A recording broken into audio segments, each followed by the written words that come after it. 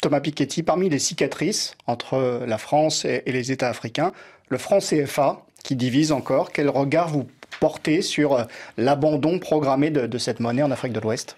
Bah, le franc CFA, on sait les origines sont avec la Banque du Sénégal, qui justement avait été créée à la suite de l'abolition de 1848 pour indemniser les propriétaires d'esclaves. Donc l'origine première du franc CFA est exactement liée à ce dont on parlait à l'instant. Et c'est vrai que de continuer d'appeler cette monnaie franc CFA en 2021, il y a quelque chose il y a une forme d'anomalie. Donc bon, c'est pas si facile.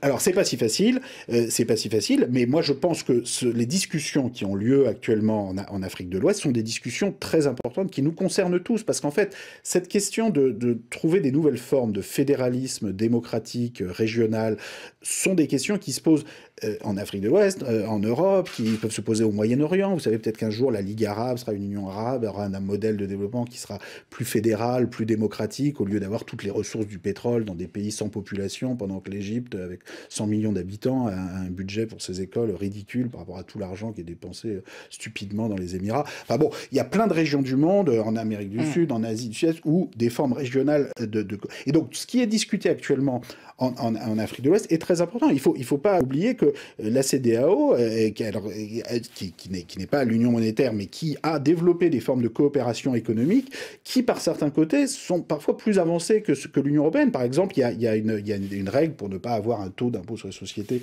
en dessous de 20%. Bah, rien que ça, l'Europe n'a pas été fichue de le faire. Donc, je pense qu'il y a beaucoup de choses.